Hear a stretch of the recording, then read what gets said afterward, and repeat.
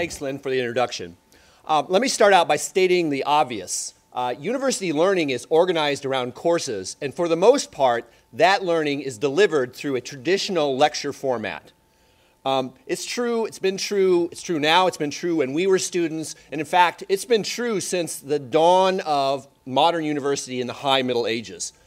Here is an illustration drawn by de Voltolina of Henry of Germany delivering a lecture to students at the University of Bologna in 1350 or so. Now, if you look at this scene, you can see a number of student behaviors that are quite familiar to modern classes. So, for example, this student. Now, you may have thought sleeping in class was a relatively modern innovation. Well, students in 1350 could say, been there and done that. If you look at the other students, a number of the other students are conversing or looking down or around. And in short, what you see here is a general lack of student engagement, which is familiar to us in modern lecture settings and was evidently already present more than 650 years ago. Now, all this is to suggest that perhaps it is time that we nurture student learning looking at fundamentally different approaches beyond traditional on-campus lecture. Now, for me, the experience of doing a MOOC has opened my eyes to a number of possibilities, specifically with those courses which are courses that are foundational, gen ed courses, courses that are typically large enrollment, which play a very important role in retention, courses like introductory physics. For one, these kinds of courses, working on a MOOC has revealed to me that they offer the opportunity of incorporating reforms. Now, in physics, we have 15 or 20 years of education research that has uncovered numerous ways in which we can improve student learning. However, the problem is, the bottleneck is that many of these reforms fail to make it into the classroom. And so MOOCs actually offer the opportunity to fast track or to accelerate I'll call the educational technology transfer into student learning environments. Now, MOOCs also offer the opportunity to improve and change the nature of how we do on-campus learning. In particular, I'll mention in a little bit how we're using MOOC material to invert or flip a classroom, a large enrollment introductory course in physics. And finally, obviously MOOCs reach broader audiences, but I think there's the real opportunity to reach special audiences, Georgia audiences, and I want to highlight specifically that in the context of gen ed courses, Georgia high school students, for example, those students that don't have the opportunity to access advanced placement courses. Okay? So let me tell you a little bit about the overarching structure of what we're doing now in the introductory physics MOOC. We started the MOOC, offered it on Coursera as what I'll call a public MOOC in the summer. It's now in its second generation in the fall. And in parallel, what we're doing is using that MOOC content on campus to flip or invert a large enrollment introductory course and lab. And that involves a large number of Georgia Tech students as well as some number of high school students. Now, a central piece of what we do involves a laboratory. And you may be asking yourself, well, if on-campus and off-campus students there's this online course, how is it possible for them to do a lab? Because after all, a lab is this specialized room that we have on campus where students go. They sometimes in those laboratories perform some maybe perhaps cookbook-style laboratory, submit a report, turn around, walk out, promptly forget what they have done, because now they're back in the real world where that doesn't apply. So in fact, what seems to be a shortcoming, the absence of the specialized room, in fact, offers an opportunity. And so we have a mantra in our course that we communicate to students, that your world is your lab. And so what we have in mind is that we encourage students or lead students to have students explore the science in the world around them. The subject of the course, the first semester course, is mechanics, which is the science of motion. So students look at and examine motion in their surroundings. And in fact, they can do quantitative science because they already possess the only piece of lab equipment they need, the video camera on their cell phone. So in fact, what we have students do is to go out and observe motion, capture that motion on video. Okay? Then what they use is already developed techniques, free open source software from the physics education research community to analyze that video and extract quantitative data. Now, with that in hand, what they can then do is proceed to apply fundamental principles. The way they do that is to construct models, and that includes using the computer to construct models. Again, taking advantage of already developed resources from the education research community for computation, developing models that is already well-developed pedagogy. Okay? Now, students have their observations, their model construction, and now they have the opportunity to put these together to communicate that. So they deliver a lab report, but that report is on video. It's a video lab report that they then post on YouTube, and those links are circulated among their peers for evaluation. Once again, leveraging already existing methodologies, in this case, a method based on calibrated peer review. Okay? So in fact, what we can think of is that this aspect of the course, we are bringing into an authentic scientific experience, which includes communication, scientific communication, and evaluating the communications, scientific communication in a community of peers. Now, there are other aspects that we're exploring in this course.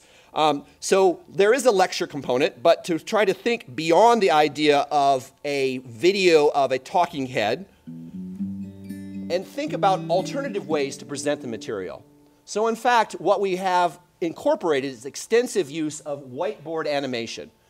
This whiteboard animation has been inspired by YouTube channels, which have a number of science-type YouTube channels with brief presentations on science content, physics content. And the proof of the pudding is that these sites attract 1 million or more visitors and subscribers. So it seemed plausible to us and ask the question, can these kinds of alternative presentation techniques be effectively used in courses? It's an open research question, but what I can tell you is that it is feasible. And in fact, we involve students in the composition of these animations. So in fact, you can think about that not only are students consumers of, let's say, educational content, they can be co-creators of that content. Now, there are other aspects of this course that we are exploring. We're one of the few MOOC courses, that actually uses a commercial textbook. And so this is by special arrangement with the publisher. Now, you might imagine publishers are scrambling in this brave new world of MOOCs to try to figure out what their role is. And so there is some willingness to explore that. And so we're partnering with the publisher to see how that might play out. In addition, we use a number of third-party providers to deliver other aspects of content. Now, I will say that the infrastructure on the provider that we're using, Coursera, has some facilities available for that, but we have chosen, after some experience, to use third-party providers where the platforms have already had a much longer history of development, are much more robust, and have a wider variety of options. Now, I want to say a little bit about the online so-called flipping of the classroom. What do I mean by flipping? That basically, when you have a traditional course on campus, that you will have this sort of lecture course, you have 3 large lectures and a lab or recitation. And what we're doing is, in fact, since we're moving the lectures outside, that frees up 5 to 6 hours of contact time where we have small group problem solving. So we're leveraging that vital resource that on-campus students have, and that is face-to-face interaction between students and among students and between faculty and students. And we also, in that setting, have practice talks. So students practice with feedback from peers as well as instructors how to deliver their scientific communications, how to compose their labs, and have that sort of highly interactive activity go on there as well. Let me just say a couple of things that we're running into right now about the sustainability and the challenges. So if you're taking a course of 150 or 200 students, you're one instructor, you're flipping that. Now you're bringing students in. There's the challenge of, with that large enrollment course, how to facilitate truly powerful face-to-face interactions. So it requires more than an instructor. In fact, there's a team of instructors, TAs, and TAs actually become co-instructors. So it becomes the issue that we're becoming more sensitive to is it's important to support TA training. And of course, if you're taking the large lecture and now you're having these courses offered in smaller group settings, the issue of space also comes into play. And finally, I'll just mention something, I have just a few seconds, that we are making measurements along multiple dimensions, standard measures, concept inventories, attitudinal surveys, and looking and analyzing student work. I have some preliminary results to tell you about for the summer, but much of this is still in progress. But I'll just close by saying I think that the opportunities offered by doing a MOOC are going to be transformational. And again, anecdotal primarily from my perspective at this point, but it seems like this is an extremely powerful way to reimagine how we deliver, how we improve student learning. So with that, I'll stop. Thank you for your attention.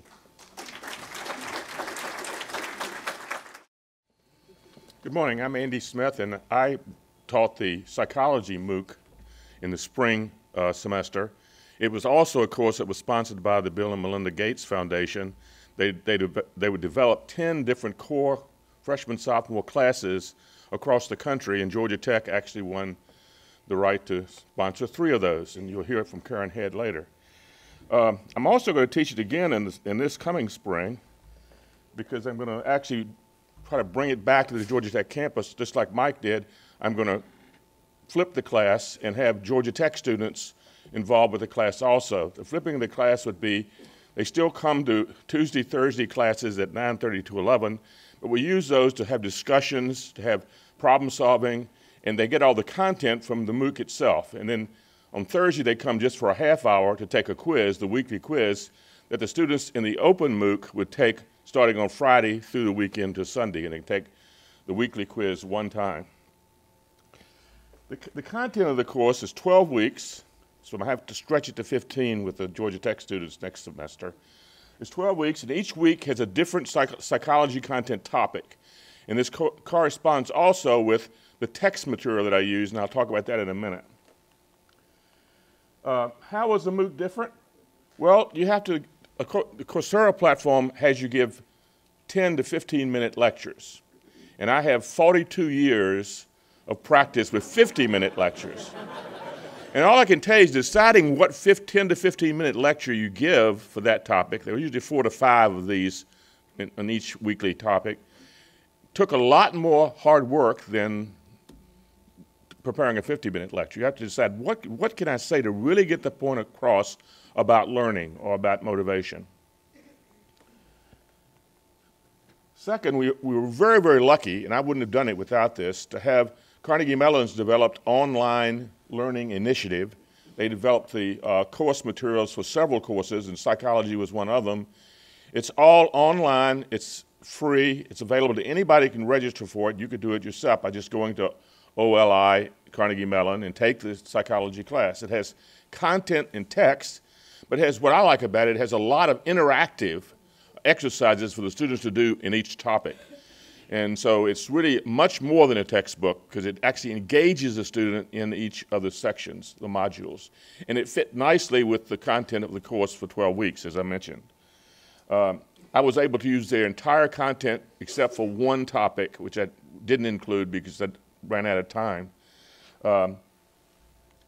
Second, I'd had practice with this from the university system years ago, decided that we want to have more gerontology in the state system, so we developed a course where I taught a psychology of aging course, but it went to, I think, 7 different campuses in the university system, and they had, the only deal was I was just going to do the lecture part of the course.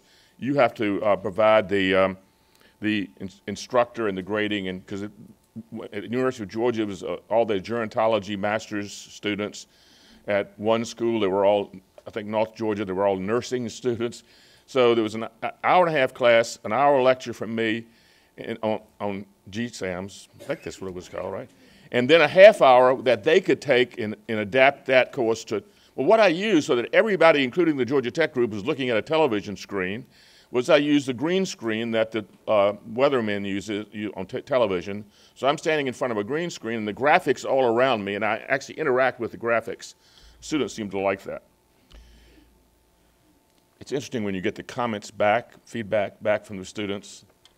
Another big giant difference, other than trying to give 15-minute lectures, is that lecture material is being taped in a studio. It's a completely dark room except the light shining on me. Not a single person is in the room. The technicians are even in another room. And here I am looking like I'm talking to them when I'm really talking to a camera and a TV set that I'm looking at. I found that difficult, and I found it takes some trials to make that work correctly, but I think eventually it was okay. We also use written assignments, something like the homework that Mike talked about, and they used peer review. Not knowing what this was all about, I put way too much weight to this in terms of the grading scheme, because it's one thing if your homework is to do computer code. Remember, Coursera and a lot of these providers really came out of computer science departments where you have a right and a wrong answer. But I want to do things like discuss heritability of either schizophrenia or intelligence. Then they say, well, you've got to give the students a rubric which tells them exactly how you're going to grade that, and they have to have it before they take.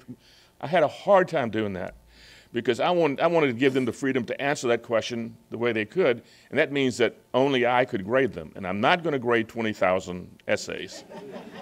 I have a hard time grading 30 essays. I'm not going to do. So that just didn't work out very well.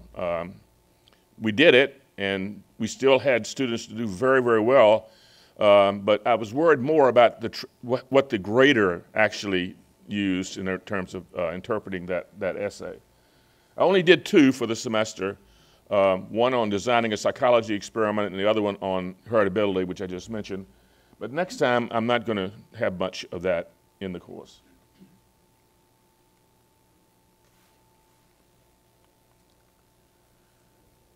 I had a TA, an excellent TA, by the way, who's in a human-computer interaction master's program, so he really knew a lot about technology, and I just left him to make sure that was all working correct. One of the things we did have, we provided interaction, probably more student-student interaction and instructor-student interaction that you would get in a regular class, even though you don't have that face-to-face feedback.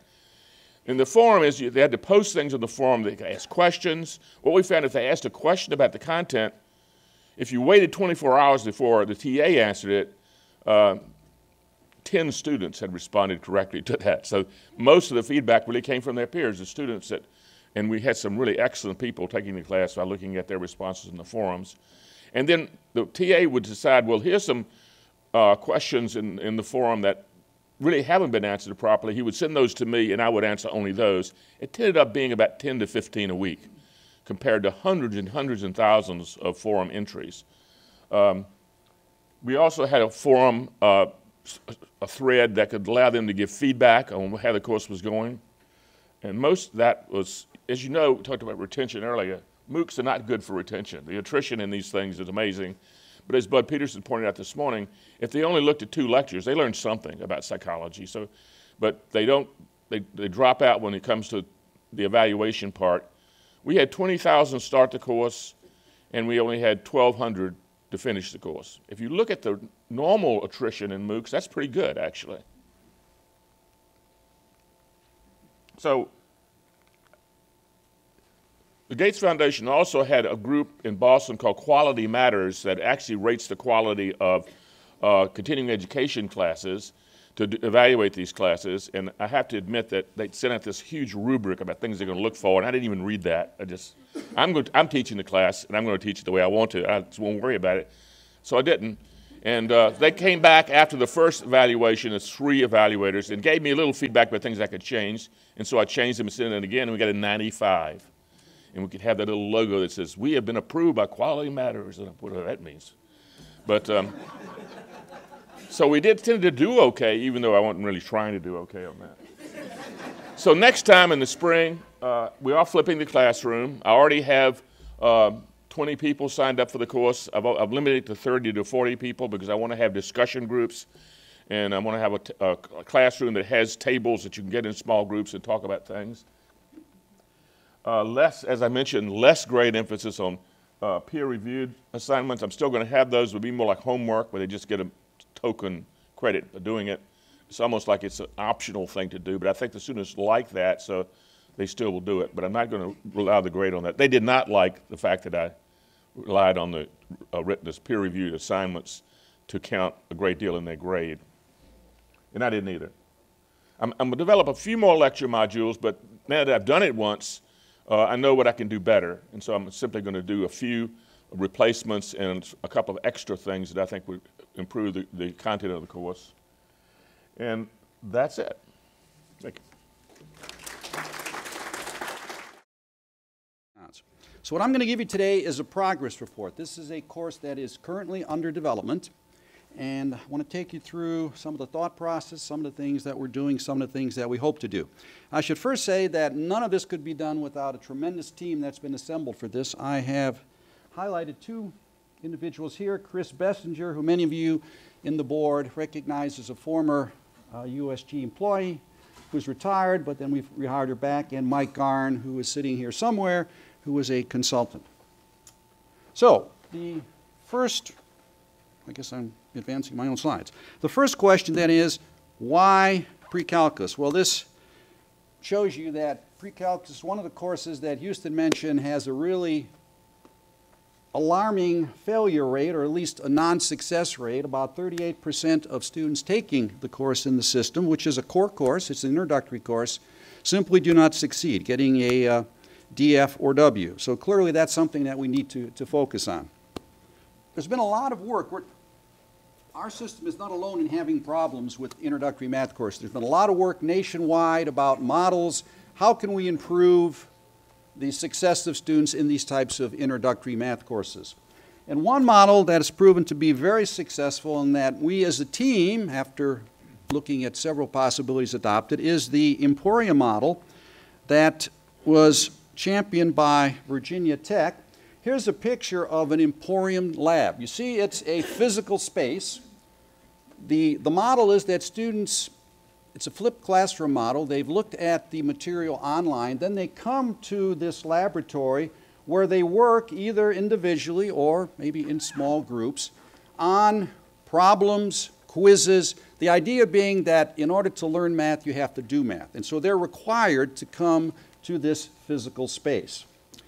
There also are instructors roaming around, and I'm not sure I can, yeah, if you can see here, there are these little red cups at every station. And if you have a question, you put the red cup on your computer, and someone, a peer or an instructor, comes around to interact with you directly. So if we can take this physical space and more or less conceptualize it, we get something that looks like this. We have content that's delivered online and in context. The students then are guided through actual practice with the problem sets, the exercises, the quizzes. There have tutors and tutorials. There are physical tutors, live tutors there, and then they take proctored examinations. So this is the Emporium model. The question is, how can we adopt this physical face-to-face model into a virtual world? Oh, I should mention that from over 10 years of study, these are the factors that have been determined to really lead to the success of the Emporium model. They have very impressive statistics about the success rate going up and the cost of delivery of the instruction going down. So you can read these for yourself, but the basic point is, get the students doing the actual work rather than just listening to someone talk about it. Have help available there in real time so that when they're struggling, they can be assisted at that particular point. Well, at this point then, this is a slide that Houston showed with different colors, but same information. Basically, the idea was that how can we use some of these new models that Houston discussed, particularly this MOOC type concept, and embed the Emporium model into that. So we're not talking about a classical MOOC model in which the students are not registered for the course or do not receive credit. The model that now seems to be becoming more favored, where they will receive credit after taking a MOOC-like course. We sit right here. We're developing a course that will be available to students registered in a USG institution for credit, but it's going to be delivered in a new format from what I'd call a traditional online course. We're going to, Mike calls it a mashup, I just might call it a combination or a confluence of the Coursera platform with this Math Emporium model.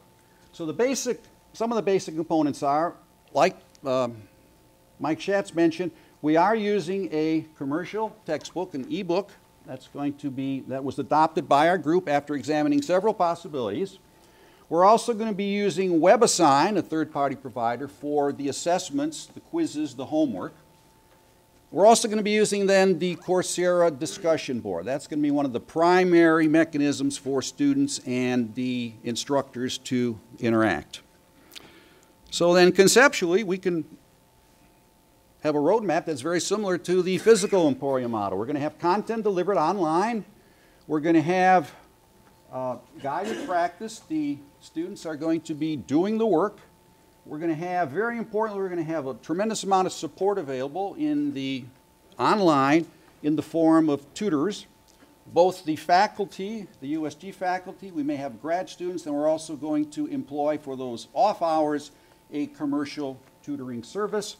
And then there will be 2 high-stakes proctored exams. Again, this will be taken online, and we're in negotiations with a commercial proctoring service for that particular part of the equation. So we're hoping then that our USG Virtual Emporium is going to mirror the best practices that have been shown to be successful in the physical Emporium. All right, the partners, just briefly. Here are the 5 institutions who are involved in the design and delivery. I'll show you the actual people in a moment. They've been a fantastic team. Georgia Tech's provided a tremendous amount of help in terms of the interaction with Coursera, accessibility, and also they're going to be involved with the project evaluation. I'll shout out Mike McCracken here and his team for some tremendous support. Timeline, very aggressive. I wish I had tried to negotiate a longer one, but we're going to do it. Spring 2014, we're coming live.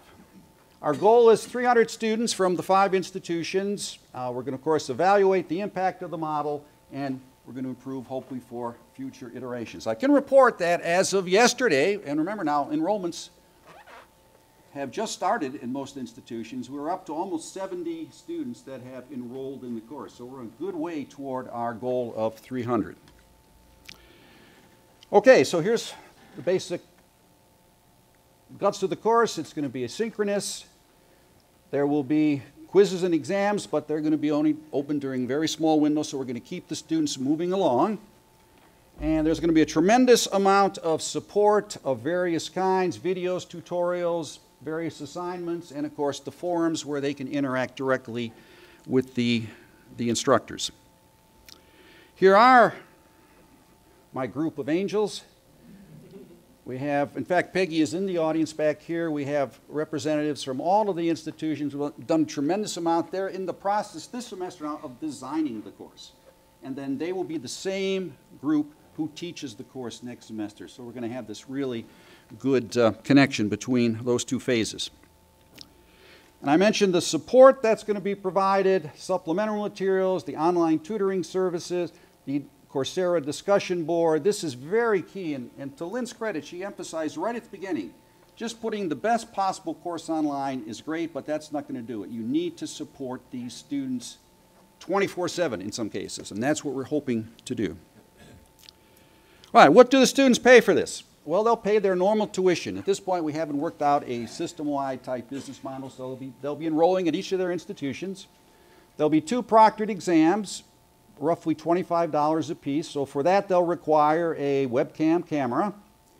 There also, though, will be available on-campus testing services. Most of the institutions have a testing lab. In some cases, they're free, so students will have the option of taking the exam at their local testing facility, and in some cases, avoiding the fee. We've been able to work out for this course a waiver of the e-textbook price. So students will not be paying for a textbook. In some cases, that's going to save them a couple $100. So we're hoping that's an incentive, at least for this pilot, for them to register. All right, and that's pretty much the status. Things are going well. We've already started. We have 4 modules planned. 2, I think, are pretty much getting to the point where they're finished. Got a long way to go, but team is working hard. Here are some questions that we can discuss later. What is the faculty workload? This is a new model because now, I should have mentioned, the 5 or 6 faculty are not going to be dealing just with their students from their institution. They're available to deal with all 300 students. So how do you define faculty load in a case like this? How do you evaluate faculty effectiveness in a case like this? Scalability. It's been tough working with 5 institutions. They've all been great partners. Scale that up to 30 or 31 institutions. It's going to be another issue. And then finally, what the business model is. Okay, thanks very much. I appreciate your attention. I noticed the title of the symposium was New Models, MOOCs and Beyond. Well, we're not about MOOCs at Columbus State University, at least not yet. We must be the beyond part. All right. Well, the university system in Georgia, in conjunction with Columbus State University, received a grant from the Gates Foundation, the NGLC grant, and we've built a program which we call Degree in 3. It's an online program for undergraduates that makes college possible for those who thought it was unattainable. We're targeting students who maybe are full-time students, full-time employees, or who perhaps are older students, disabled students, or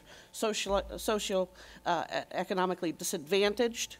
But other students can come as well, but those are the ones we're targeting.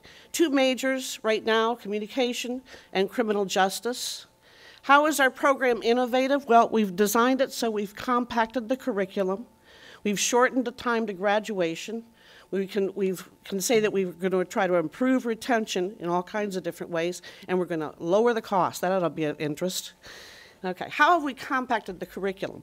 Well, one way is we've taken some of the major coursework for communication and fed that into a minor for the criminal justice program. So they'll be taking the same classes, and that will save us some money in the kinds of the number of courses that we're offering. So it'll enhance the marketability also of our criminal justice majors.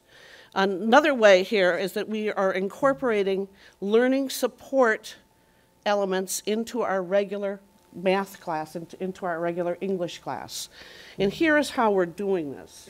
I think this will be especially interest to you. Students will take a pretest. If they do well, they go on and take another pretest. If they don't do well, they go into this module, go through all the assignments and discussions and quizzes, then take a post-test. If they do well, they go on to the next pretest. If they don't do well, they go back, they get extra tutoring here, they get extra attention. But the idea is that they could easily go from this to this to this if necessary. Then they get into the regular math course. This is all remedial or learning support math. They get into the regular math class. They have 2 proctored exams. This is true for all of the courses that we're going to be offering. Up to 3 actually proctored exams are allowed. And as you can see here, the learning support class elements are in green and the regular math class are in purple here. And we think that this is going to be, in fact, we know we've already started it. So far, all of our students have made it through to at least Module 4. Many of them are at Module 5 already.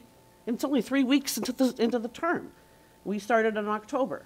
So this is looking very, very good for us at this time. Another way which we're compacting curriculum, we're taking certain courses that have, let's say, outcomes that overlap or are compatible with each other, and we're blending that into one class. Here's an example of another competency. It involves public speaking, ITDS 2735, as you can see down here, that's life and career planning. Here, life and career planning. These buttons are too close together. And another class here, learning leadership development. So we've taken the basic speech class and then put in 2 other 1 credit hour seminars, blended it all into one competency, but again using this idea that if students know the material, they can pretest out of it.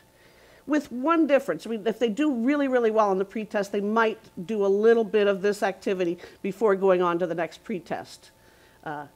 Notice that this particular class does not have any kind of proctored exam in it. There's an awful lot of assignments, however, for them to do. We've shortened the time to graduation in this program as well. For one thing, we're awarding degree in 3 years, not 4. Well, that's shorter. How have we done that? Well, we are requiring students who are attending full-time to come at least part of the summer. So you can see down here, session 1, 2, 3, 4, 5. The session 5 is actually part of the summer term. So unlike a regular student who might be going just fall and spring, but not in summer, of course we're going to accelerate them a little faster because part of the summer is required.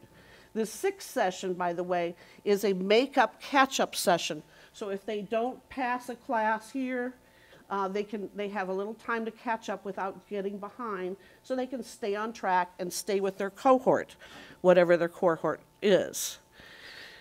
Another way that which we shorten time to graduation is that we enroll the students. They don't enroll themselves. You know from experience that when students enroll themselves, sometimes they get distracted. They go, you've seen Up, with the dog going, squirrel, okay? Well, sometimes students see a course that, hey, that looks like a good course, but it slows them down. It keeps them from graduating on time, and sometimes it gets them distracted. So we will be registering students for their classes. They cannot take a class they don't need.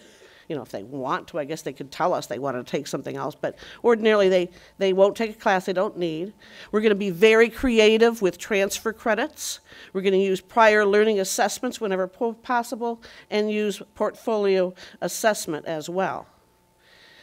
How are we improving retention? Well, we've just entered our first class, so we don't know for sure, but here's some of our plans. We're going to award, after the first year, we're going to award a certificate in communication. And you say, but yeah, you got a criminal justice major. Yes, both will get a certificate. Both communication majors and criminal justice majors will get a certificate in communication.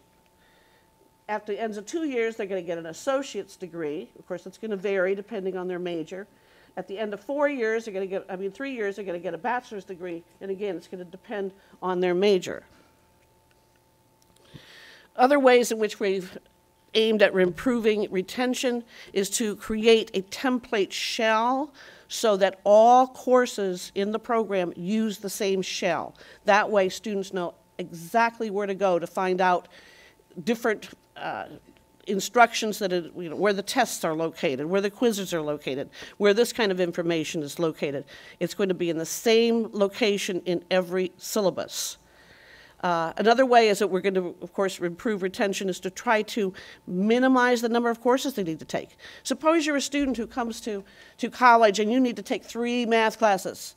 You need to take the first year of first semester of remedial math, the second semester of learning support math, and then the regular math class. That's 3 math classes. We've reduced it to 1 math class with learning support elements. So as far as the student is concerned, they're only taking 1 math class. They see it as 1 class, not 3 classes, because we've pulled out only those elements from learning support that they need to know prior to taking their regular math course.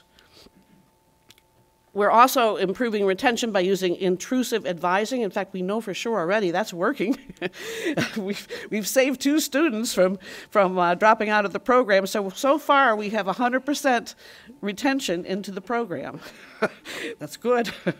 Okay, I should probably also add, right now we only have 8 students, okay? We've started small, but we've started. All right, another thing is that by focusing the students' attention onto fewer classes, we hope to keep them in the program. Okay, the typical student takes 5 or 6 classes and seems to be pulled in all kinds of directions. Our students will be taking 2 classes at a time plus a competency class. So 2 classes and a competency. And if they need a little more time, they can get a little more time on the competency. 2 classes and they'll start another competency. and 2 classes and so on, so that at any given time they probably will be in 2 classes and 1 competency. At 3 things as opposed to 5 or 6 things that a typical student would be in. So we hope that a student can be full-time employee somewhere or full-time worker somewhere and be in our program, or we do accept part-time students as well into the program. The cost, I think, is going to be very interesting to you. We have a fixed tuition, $6,000 per year. Of course, they're also eligible for financial aid, Pell, credit for prior professional development courses in criminal justice. Many of them come in with a certificate. They are given laptops, okay, because we want to make sure they have access. A lot of these students who are socioeconomically disadvantaged don't have the computers that allow them to get the kind of downloads they need and so on. So we will loan them laptops and they can keep the computer if they graduate from the program. We are going to be using open educational resources whenever possible and e-text. We know, for example, in the math course, we have access to an e-book and WebAssign, and it costs the students $65, as opposed to a regular face-to-face math class where the text costs $190. 65 versus 190. We're trying to keep it as reasonably low in cost as possible for these students. And also the way we're calculating things is that the competencies are technically free. They have to be in 1 or 2 courses in order to be enrolled in a competency, but the competencies are not extra in cost. Here's an interesting grid. You probably can't see it in much detail here, but the word affordable is used a lot, and it's relative. Affordable to what, okay? Out in California, a house that costs $500,000 is considered affordable, right? Not here. Columbus State, we were kind of mid-range in terms of our tuition and fees. So I've used Columbus State as an example here. Undergraduates only paying in-state fees. Otherwise, it would be too cluttered with numbers. But you can see here, in a face-to-face student will pay $225 per hour with fees per credit hour. For the cost of semester, based on full-time load, that would be $3,387. If you're an online student at Columbus State, you have to pay more in tuition, less in fees, but it still comes out to $288.90. And your cost for the semester is a little over $4,300. Look at what it costs for a degree in 3, flat rate of $150 per credit hour, $2,400 for 2 sessions. Our sessions are 7 weeks each, 2 per semester. So this is what it would cost per 2 sessions. So we say it's affordable. Yes, it is. Compared even to ourselves, it's affordable. Some of the early findings that we've had because of this program is we have developed a data dashboard and an analytics system that we didn't previously have. We're using online intrusive advising and coaching to a degree that I know we've never done before. We've done it face-to-face, but not online like we're doing now. We've developed a weekly progress report, which, again, none of our other instructors are using, but the D and 3 instructors are using it. They have to submit a weekly report to the chair of the department, who's sitting right down here, and he's going to be able to see which students are involved, which students are keeping up, which students are not keeping up, and the associate chair, who's sitting right next to him, will be able to call those students and find out what's going on and ask them and hopefully get them back on track. We've found out that as far as social media and marketing is concerned, we need to learn a lot, but we're trying and we're doing it. And we have developed QM training and course review for all our courses in this program. If you have any questions, and I know you can't write this down now, but later you'll have this, you can see some of the marketing and advertising we have done. And you can see our names, phone numbers, and other information for contacting us. Thank you very much. Good morning. We've heard a lot of great innovative strategies for providing new content for courses, new pedagogies. I'm going to talk a little less about that and a little more about the consumer perspective, how we as institutions might make use of some of these new innovative courses that are being developed by our colleagues, how we can go about crediting for them, and how we can go about justifying doing so to our faculty colleagues. And that last issue is not a small one, as we know. Here's a quote from Donald Hanna. Basically what he's saying, and I think this is a good starting point for my brief comments, is that the point of all that we're doing is not ultimately the technology. The technology is affording us the ability to do things that we want and need to do on behalf of our students. And you know, at Georgia State, student success is an extremely high priority. And so I want to look through the lens of student success and give an argument for why we should care about these innovations, why we should plunge in, not necessarily as producers of MOOCs and other sorts of innovative online learning, but as consumers, as users of these technologies. It's a established fact that there are certain strategies in the classroom that up to this point have been hard to deliver that have big impacts upon the level of learning. Houston this morning emphasized quality, and we are all about making sure that our students not only pass courses, but they leave those courses with learning. And there are things such as, and they're listed here, instant feedback. For 20 years before I got roped into being a full-time administrator, I was a full-time faculty member. And one of the things that the students lauded me for back then was the fact that I amazingly turned most written assignments, exams, and so forth back during the next class session. But by the speed of today, that 2-3 days later is no longer instant and is no longer laudable. I mean, the students are turning away from email because it's too slow and needing to instant message and so forth their friends. So technology affords us that ability to provide instant feedback, and that's a good thing from a pedagogical perspective.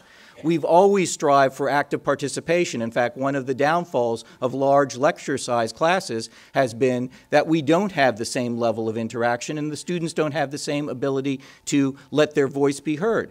But technology used wisely can allow for much broader active participation. Any of you who are using LMS systems, and it's most of us, know that that's the case. In fact, you tend to hear from voices that you might not have heard from in the more traditional classroom setting, where students who wouldn't raise their hand and speak up in class now are actively participating through the technology of LMS.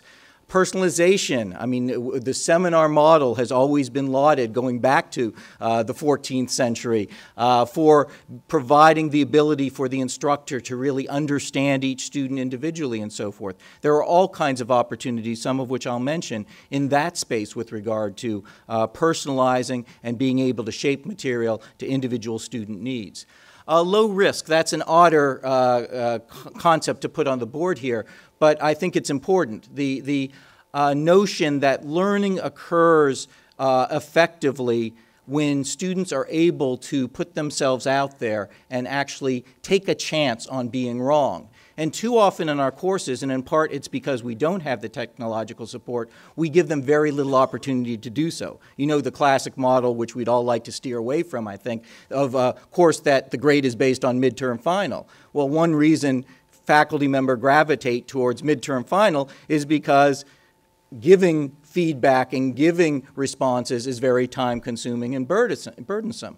What if we could give students that kind of feedback in a very low-risk setting where it's not dependent upon their final grade, but they're getting feedback constantly throughout the semester? We will get better in different types of participation. And then, of course, repetition. We all know, and sometimes we're frustrated by in the classroom, the need to say things over and over again. Well, technology, at least if done well, affords us the opportunity to not have to say things over and over again because there are technological means of doing so. We have a lot of experiments that are already in place out there that have shown excellent results. Charles, a few minutes ago, was talking about the Emporium model. We were an early adopter at Georgia State of the model that was originated at Virginia Tech. 6-7 years ago now, we began to convert all our pre-calculus courses to an Emporium model, a blended model. You can see the reason why. 6 or 7 years ago, our DFW rates in those courses, 43%. With 70% of our students on HOPE, this was a major factor in the loss of the HOPE scholarship for our students. They all had to get through college-level math. 43% were getting D's, F's, or W's the first time through, and then having to circle back and do the same course over again, oftentimes not getting better results the second time out.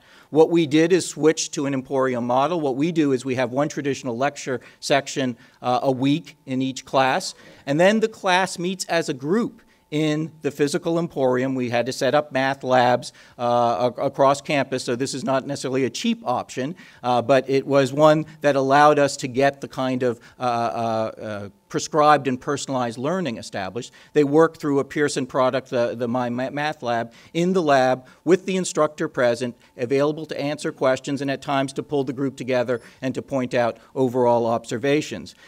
We do this on a large scale now. Last academic year, our students at Georgia State didn't have any option but to do their college algebra through this model, 7,500 students, so we were massive before massive was cool. And we've lowered the DFW rate in the course by half. We have other measures to try to get lower, but that's a big, big difference. And it is by using technology to afford the ability for students to get repetition, to get personalized learning. We all know in math how important it is that you structure the material so that you understand something before you move on, and we've been able to establish that through technology. There are many other experiments out there. I'll mention these briefly.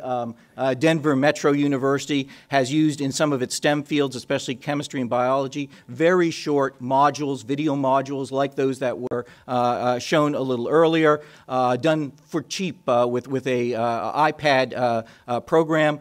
And they found that it really has helped students in multiple ways. It's led to a decline in the number of drops and withdrawals in these science classes, in part because they've created modules that in effect create some of the material that is necessary as prerequisite to the course.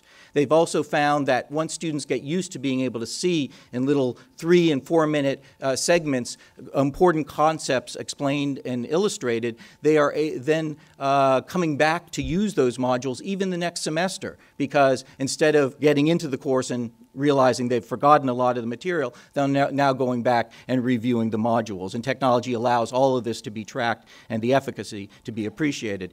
A Harvard-led study of a few years ago in physics, introductory physics, took a standardized exam across multiple multiple institutions. It produced some very sobering results initially. What they did is they gave a pre-test and then they gave a test at the end of Intro to Physics, and found out that out of all the information that they expected students to learn, they were only learning about 25% of it through traditional lecture format, which was the dominant model in introductory physics classes across these institutions across the country. They began doing things like using handheld clickers, so during the class, students would be engaged and have to present answers. They also began getting the students to break down in groups and consider questions like this one. I'll allow you to read it, and if you come to my breakout section after lunch, I'll actually tell you the answer, but it's the cat. But actually having the students, rather than being told, here's the principle, actually face a word problem like this and get engaged and then have to defend their arguments and so forth. What they found is attendance in these classes went way up. Engagement went way up, the level of learning went way up. That's proved by the results on the same exam. Now when they did the pretest, the purple dots actually show the results after the experiment, and the learning across the board in every institution increased by almost a factor, doubled basically, in the amount that students were learning just through some of these changes. So we have good reason to believe that technology can help us, even if we're very traditional faculty members who are concerned about traditional learning that goes on in the classroom. And that is in some ways the power of MOOCs. They provide limitless repetition at low stakes, so students can review videos and participate and see things over and over again. In the future, they'll provide increasing amounts of adaptive learning. I've taken 2 Coursera courses now, and I can tell you they do not have adaptive learning currently. But we're at the stage now, as we were with video games when Pong was being played. I mean, there's lots of room for development, and I have no doubt that adaptive learning technologies will increasingly enter this space. Students have access all the time. time. There is the promise, as Houston was speaking about this morning, of shared resources, cutting costs for students, cutting costs for institutions. And then we have a real advantage here in Georgia, and Houston is dead on about this point, that we have a system of shared curriculum through our general education that is very rare nationally. In August, I actually had the honor of addressing the Georgia Board of Regents, and if you ever get to that point, one of the fringe benefits is if you do a good job, other systems hear about you. So over the last 10 days, I've addressed the Ohio Board of Regents and the SUNY state system, talking about some of our programs at Georgia State and so forth. And although, and I hate to tell Houston and others this, both states claim that they have the best system in the United States. So they're both number one, leaving us to be at best number two. But neither of those states, despite the fact that they are so wonderful, have anything like the shared curriculum that we do. What a huge advantage it is when we start to think about, well, how are we going to credit MOOCs? How are we going to share resources? The presentation we just heard a minute ago about the math experiment, the pre-calc experiment this spring, wouldn't be conceivable at SUNY, where what one institution requires in the course is very different from another, and so one student takes the course and then finds it's not transferable to another institution. That's the upside. Here are some of the challenges, and these are part of the agenda for the consortium that we've been talking about this morning and that Georgia State has agreed to help coordinate. One thing is, the field is so new, the sands are shifting in a way that makes traditional academic processes very difficult. So one of the tasks that we were given as Georgia State University was to begin to think through what courses are out there and are they the equivalent of courses in the general education for the university system of Georgia. And we had this agreement signed with Coursera, so we began to interact with Coursera and some of the institutions that offered the Coursera courses to say, can we have your material, can we look at the courses so we can see if it maps onto the USG pedagogies and content requirements for these courses. What we found out is that time and time again, the institutions told us, Duke offered a basic course in English composition. Oh, the course is not going to look anything like what we did last spring because we tried it last spring and 80% of it is going to change and be different. So one of the advantages of our core curriculum, it's also a disadvantage for some, especially academic leaders at the units, is that it's slow moving. I mean, it takes a long time to change a core course in the USG, but that also gives us the ability to know, okay, well, this is how we can treat it and how we can judge it. Not the case with MOOCs right now. They're not really open. If you don't know this already, let me tell you that if any student wants to go to a Coursera course, for instance, and take it, they can do so for free, no cost, no problems. If one of your instructors stands up in front of a class and says, look, we're doing introductory physics, and there's this interesting segment in this Coursera course that I'd like you all to sign on and look at tonight, then it's the same copyright issues as if the professor were passing out copyrighted printed material. And there is a cost structure to use that open material from Coursera. We would have to pay per student just as we would a textbook. In fact, those rates have actually been established when the USG signed a contract. So recognize that open is relative. It's open to some, and in some cases, but not all cases. There are basic issues, and I know this is already dividing faculty at Georgia State, whether the competencies gained in the MOOCs should be credited as 3- and 4-hour courses, or should this really merely give the students advanced standing so that they're ready to take an upper-level course? That would streamline their path through the curriculum, but not necessarily give them a credit that counts towards the 120 hours they need for the bachelor's. What about your budget? These are going to be big issues. How we price giving credit for these courses is going to be a huge and probably fairly divisive issue. We have big disparities among our schools for what we charge per credit hour. So is it going to be the case that one size fits all? And what will happen if the price is much lower than traditional credit hours? Is that going to funnel even students who are not equipped to succeed in the MOOC setting into those courses and actually work counter to our pedagogical goals of raising completion? What about the accreditors? It's good to have Dr. Whelan here today, but there are all kinds of issues that come with moving from a system that traditionally has looked at contact hours between instructors and students to one in which we can't in many cases make the same sorts of claims. If a student comes in, for instance, and says that they've taken a MOOC and they want to take a competency test in order to show that they have the same level of learning as a student who took the traditional course, that is something that many faculty on our campus are inclined to offer, but there's no guarantee of how much seat time that student spent in learning the material or what that seat time looked like and so forth. So we need to work through those issues as well. And then the strength of our system, the Common Core, is also an issue that is at risk here. Because if we don't coordinate our efforts as a system, if we begin to allow one institution to say, well, you do this Coursera course and it counts as the same as American government and so forth, and other institutions don't agree, we're going to have that kind of strength really break down. So we're going to have to figure out some way to integrate MOOCs and the potential that they have for helping our students into the system that we've developed here in the USG. So thank you very much.